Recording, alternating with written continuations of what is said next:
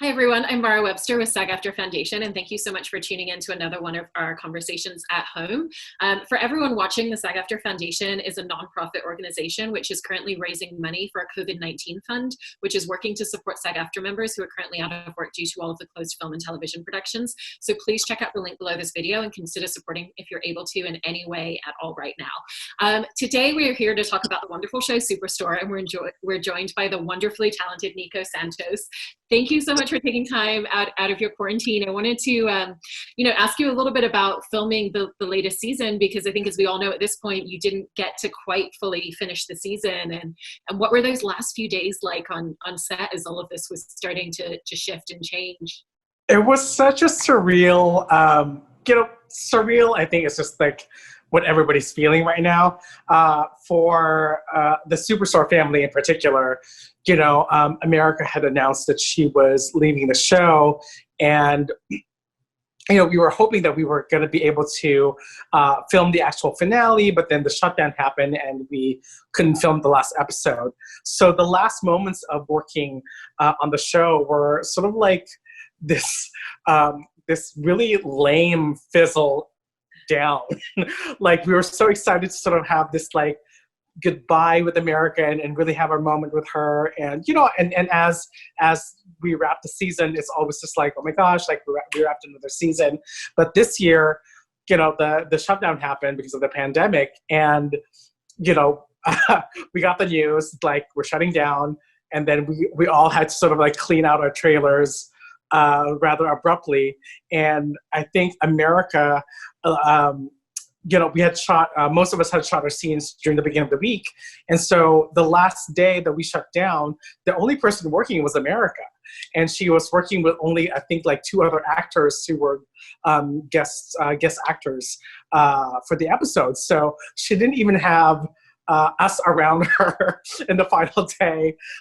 We didn't get to say like, oh my God, like, I have her sort of like our moment to say a proper goodbye to her. But silver lining, we are going to now film what was supposed to be our season 5 finale as the first episode of season 6. And so we are going to have America for at least one more episode for season 6. And this way, for selfish reasons, us, her Superstore family, and the audiences and the fans are going to be able to have sort of a proper goodbye and send off to America's character Amy and to America as well. Yeah, it's a very elaborate way to get to spend more time with her. Yeah, exactly. Obviously, since the show has been going for so many seasons at this point, and you've been inhabiting Mateo for several years at this point, and know him so intrinsically, and how he responds to different situations and what sides of his personality are going to come out based on what he's dealing with. I was curious about what your preparation process looks like when you're coming in to shoot a new season or a new episode at this point, because I imagine it's a much quicker process to kind of figure out and navigate where your character is going to go at this point. Yeah, definitely like. First season, when the characters are still sort of like still being molded. I mean, you kind of have a really strong idea of what the character already is going into it. But certainly now, season 5, I think the biggest difference actually is in preparation. Season 1, and Superstore was my first big job. So season 1, I would spend hours sort of like making sure that I had every line memorized, and it's just, and really sort of preparing. But when you're playing a role for the last 5 years, it does become sort of like second nature. And also the muscle memory just kicks in as far as memorization is concerned. I can now memorize a scene in like 5-10 minutes. 5 minutes, we're all just like, give us 5 minutes to just sort of read this, and sort of like the advantage of portraying character for this long is that you do know exactly how Mateo is going to respond, or whatever character is going to respond. So it's just easier to sort of like open up and pick what lane you want to go to because you play the character for so long.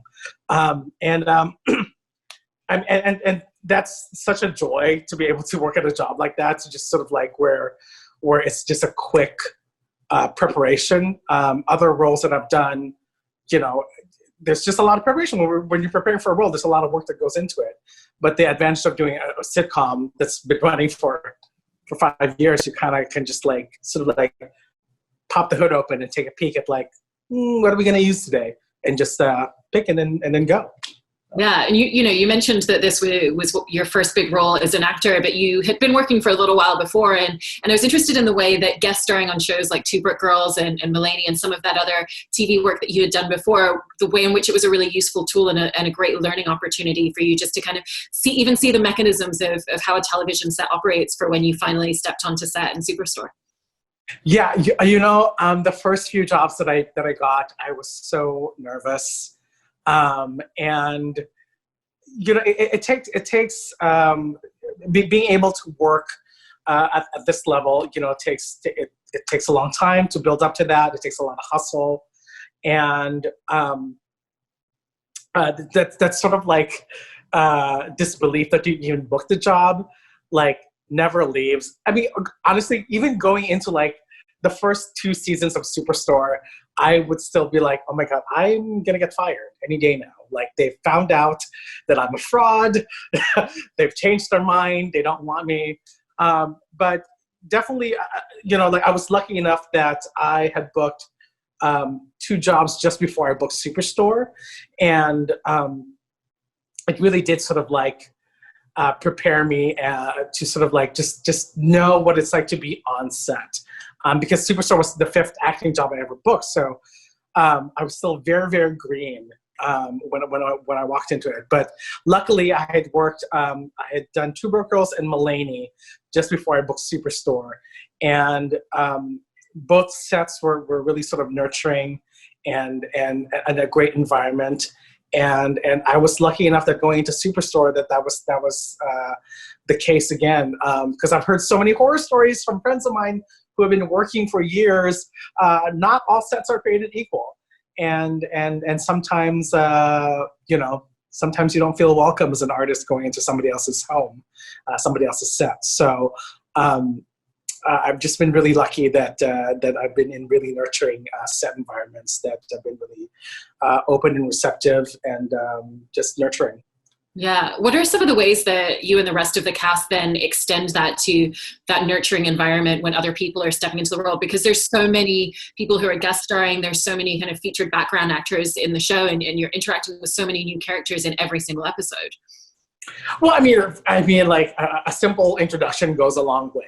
I think, and I was like this when I first started working. It's like, I remember very clearly when I walked into the Two Broke Girls set. I mean, we had done the table read, and you don't really interact with anybody in the table read, and you just want to do a good job. But like when I was on set, I remember just sort of like going in and just hiding in a corner and just keeping to myself, being quiet, because again, you don't want to disrespect anybody. You just want to stay yourself and you don't want to rock the boat.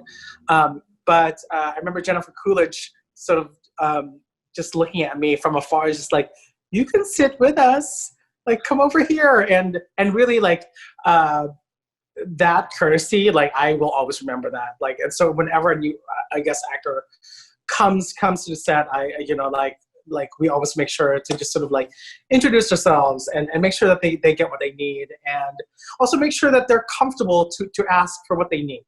Like, because I never would want an actor coming into our set to feel that they're not supported. If there's anything wrong with or a hindrance to their character, that they feel like they need a different costume piece, or something they need fixed with their hair and their makeup, or even with just the way we're dialoguing with each other, you always kind of just want to, make sure that they're being heard, because it is, like, it's a collaboration not just between you and the other actor in the scene, but like there are hundreds of people making sure that this production goes right. So it really does take a village, and you just want to make sure that everybody in that village is happy. Yeah. No, I feel like it really comes across on screen in the environment that you get to watch between all these characters. And also, I remember, like, you know, the times I've been treated like crap on set. I fully remember those people and those sets. And so, you know, and for me, like, the time between when I was just sort of like a smaller working actor to being a series regular, there was such a short time between those two things that happened for me. So I always told myself, like, I would never want anybody to feel like they were belittled in our set. So, because I remember that feeling very clearly, and it is not a good feeling. Yeah, no, definitely. And then before you started working as an actor, you were also doing a lot of stand-up, and I was really interested in how that fed into particularly working on this show. And just, you know, as a stand-up comic, you have to really be quick at reading the room and figuring out what's working and pivot on your feet a lot. And so how did that specific skill set really lend itself to the comedy and navigating the rhythms and beats of each of the moments as you're filming? You know, stand-up, I think the biggest thing that stand-up gave me is just, it made me really comfortable being on stage and being in front of a lot of people, and really having that confidence, being put on the spot. However, stand-up comedy is very different from improv. And when I started Superstore, I'm working with some of the best improvisers that ever lived. So it was sort of like, there was a learning curve, because with stand up, you write your material, and you're given a chance to go to open mics and really shape that joke and shape the humor of that bit. But with improv, it's a completely different process. It's just like, it really is on the fly. And I think a lot of people don't realize that with stand up, it's a crafted joke, and you work through that joke, and you sharpen it until it's ready to be presented in your comedy special, you know. But with improv on set, it's just you really do have to be quick. And remember the first season when I watched Mark McKinney and Lauren Ash improvise a scene during one of the break room scenes, and I was all like, they're coming up with this literally on the spot. And I would say it wasn't until the second season that I kind of really felt comfortable improvising as the character, because you sort of, there was still that, like, oh, I can think of something funny, but it was just a funny line that didn't really fit through the lens of Mateo. So it was sort of like a learning curve, trying to sort of improvise through Mateo's voice. But yeah, working in the show has been an educational experience, like a masterclass working with those people. So it's been great. Yeah, and you know, even beyond moments where you're improvising and thinking about what Mateo's voice would be, I loved discovering that you actually get the opportunity to sit down with the writers at the beginning of each season and have a conversation about, you know, is there anything that you think should happen to this character? Where do you see him going on this journey? And I was just interested in hearing a little bit more about, for you, the value in having that input and being able to offer suggestions, even if they don't all make it into the show. Yeah, it is. It's such a great feeling. You know, like we said before, is to be heard. I mean, to be heard, to walk into a room and sort of like for them to sort of realize that that they're really interested in your ideas and what you have to say about the character and where you would like the character to sort of like what kind of journey you would like to see for that character throughout the season. They don't always, you know, use those ideas, but just to be able to have that discussion is great. You know, it's especially when you're dealing with a cast as diverse as ours. We do have a very diverse writers' room as well, but we also have a very diverse cast. And you know, our writers' room and our cast, we work in tandem together to be able to tell those stories accurately. And if there's something between the two of us as a group that we can't figure out, we always go and seek outside help to make sure that the story is told correctly and truthfully, because we do have a responsibility, especially, like I said, like this cast is so diverse. We represent actually, like, this, our cast looks like what America looks like, so we have a responsibility to to be truthful to that. So. Yeah, and within that, you know, obviously Mateo's story about being undocumented has been, you know, I think one of the storylines that people have really gravitated towards the most throughout the entire show at this point. And what was so beautiful about the way it was handled was it wasn't one episode and done. It's something that still affects him, and we still see it creeping into scenes and being part of his everyday life. And so I was interested in the importance for you and the fact that that wasn't just a one episode story. They still get to process and deal with it and evolve that and think about the continued day-to-day of what that means for him. Yeah, along with Mateo's undocumented status, him being an immigrant, him being Filipino, him being a queer person, you know, I mean, he can't opt out of that.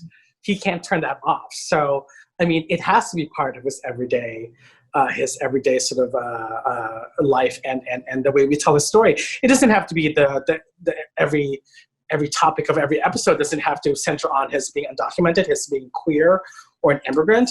And that's what I love about the show. There are days where it's very heavy on the gay storyline or on the undocumented storyline, but there are also episodes where Mateo is just your regular catty employee and he just gets to live the way he wants to live, but you know, revealing Mateo as sort of as an undocumented immigrant really sort of informs why he has the armor that he has. This is why he is so bitchy. Like when you first meet him, you really just saw him as this like really toxic, acidic, catty employee, and you know, and I did get some pushback from some people who were just like, oh God, it's just another stereotypical like bitchy gay guy. And I was like, well, no, those people exist. Those people are real. And there's a reason why Mateo's like that. And because the stakes are so much higher for him because, you know, he might get booted off the country. So, and these are the things that undocumented people face every day. These are the things that, you know, like if you're queer, and especially now, like with everything that's happening, you know, like, and I hope they work this into the next season, but like with his Asian identity and his queerness, like that'll come into play with what's going on right now. There's so much anti-Asian sentiment going on that, you know, and that's what I love about our show is that we get to tackle real life issues because of the makeup of our cast. We wouldn't have the show that we have if it was like 8 white people that we have in the show. Yeah. One of the other things that's been really beautiful and really fun to watch has been Mateo's relationships that he's had, you know, first with Jeff and now with Amy's brother. But they're both so great because they pulled out completely different sides of him. And so I was interested in your process and the way that you sat back and thought about what would Jeff bring out of him? What would this relationship bring out of him? And the way that you wanted to play to each of those. Yeah, you know, I've sort of like looked at other people and, you know, I am in a relationship, and I've been in a relationship for 2 years. But before that, you know, like I had never had a boyfriend. So I sort of like looking at my friends who were all in like different relationships. And I would always notice, depending on who they were dating at the time, different, you know, that particular person they were dating would bring out certain things in them. So I really sort of was like, trying to model it after that, because we all have that friend who's dating somebody and then they're like, you're like, oh, I didn't realize you were into blankety blanks. Like, well, I am now because, you know, my boyfriend is. Or you see somebody, you know, I think for Mateo, it's just a way for him to sort of like, you know, it was really interesting to see the way he is with Jeff and the way he is with Eric. It's very different. I think with Jeff, there was sort of like a little bit of a resentment there, and they had such a complicated relationship because of the work dynamic. But with Eric, it's different. And I hope that coming into the next season, we get to sort of explore more of that different relationship that he has with Eric, because it does bring out a different side of Mateo. Yeah. And is that similar to the way that you kind of initially thought about what his interactions and his relationships would be with each of the staff in the store? Because, you know, obviously in any environment like that, you have the relationship with Nicole Bloom, who plays Cheyenne, which is, obviously an incredibly close, tight-knit relationship. And those are two people that really, really want to be in each other's lives day to day. But then there's also people that he has to work with every day that he would never see if he left that job tomorrow. So was it a similar process in the way that you thought about those relationships professionally as well? Yeah, I mean, like, honestly, like, I've worked retail before, and I sort of would just look into the different people I knew when I had worked retail.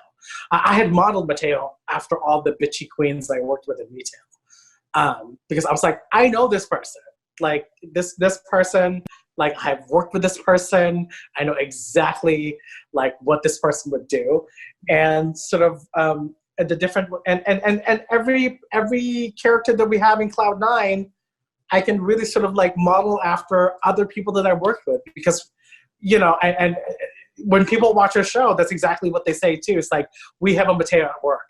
I have a Dina at work, so it was really easy to sort of form those relationships and figure out how Mateo would then work with that. Yeah. I mean, I spent several years working in retail myself, so that's been half the fun of the show, is just the authenticity with a lot of the interactions. And one of those sides that's really fun to watch is when Mateo's interacting with customers, and just that side of him and who he is as a customer service person. Because, as you know, like, when someone says they want to talk to the manager, you have to be delighted that they want to talk to the manager. And so kind of, how did you take that previous experience and just think about the customer service side of everything and how you wanted to play that into the character? I definitely drew from my own experience working in retail. But I will say, I drew a lot from also working as a host in a restaurant. Because when I worked retail, like, I was lucky enough that I was treated fairly well. That I was rarely sort of like berated by customers or something like that, or dealt with.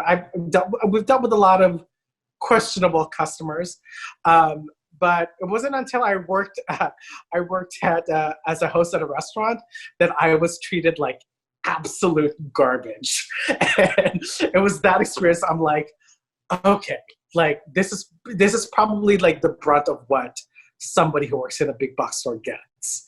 It's just the constant, like, dealing with a lot of stupid people and a lot of irate people and all that. Yeah. And then on a different note, I wanted to ask you about, the shorthand that exists now with directors, because obviously one of the things in television is you have different directors coming in and out. But at this point, there's so many people that have worked with you all for the several seasons and several years. So imagine there's a shorthand with that. And also in particular, the experience of being directed by Ben Feldman and Amy Ferreira, who've both helmed a couple of episodes, and just what that experience was, because they know your character so well as well. Yeah, it's always wonderful when somebody from our cast steps into the director's chair, because, like you said, there is a shorthand.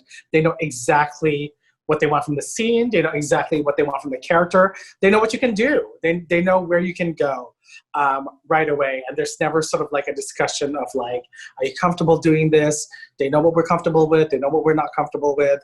And so it's always a joy. And there's also not only shorthand with us, but with the rest of the crew.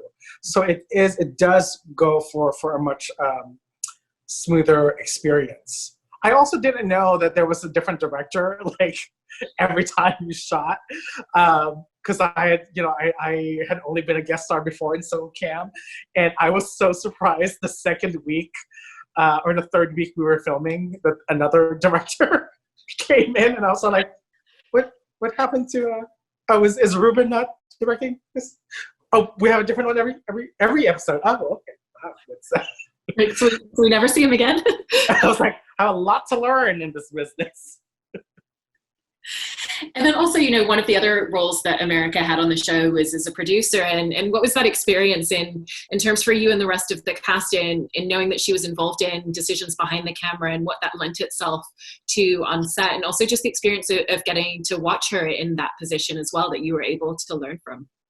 It's incredible to have a person of color sort of be in a position of power in our show. you know, and plus that she's a woman of color. I think she understands, and, you know, and America herself is, she's such an activist in her daily life. So it was really comforting to know that we had somebody on that side who we could sort of like, if there was any at any point concerns, not that they were, but if we did have them, I know that I would be comfortable going to her and be like, hey, listen, can we just sort of like tweak this or do that, and know that we would be heard. I don't think I would be comfortable approaching people in authority.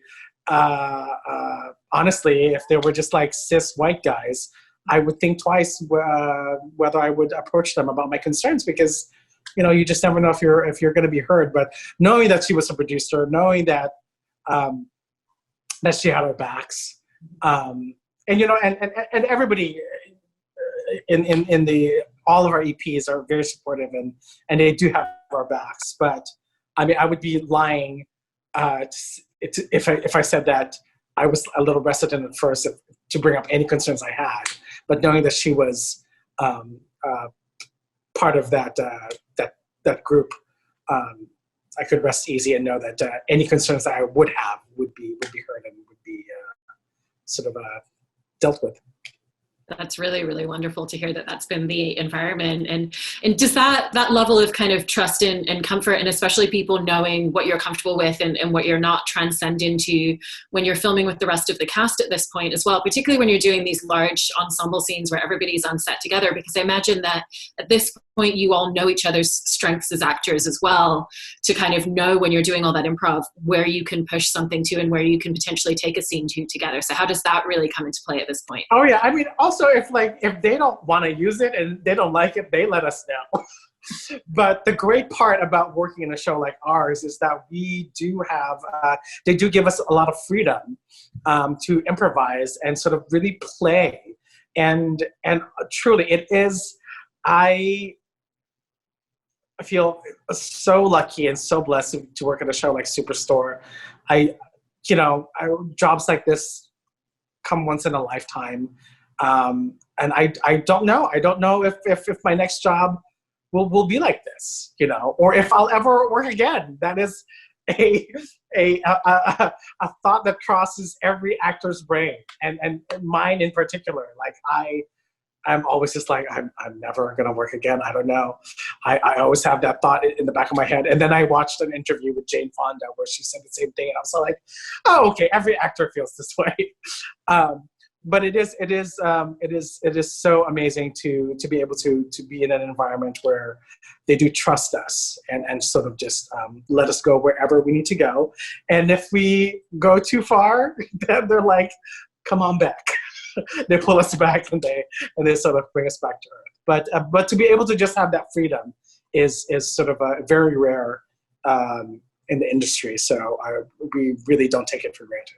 Yeah, and knowing that you have another season to step back into, when you get to that point where you're getting close to going back to shooting again, what is the part of Mateo as a character that you get the most excited to continue revisiting, continue exploring, and continue evolving each time? You know, it's a very fine line. Our show is a very fine line of sort of like grounded and silly.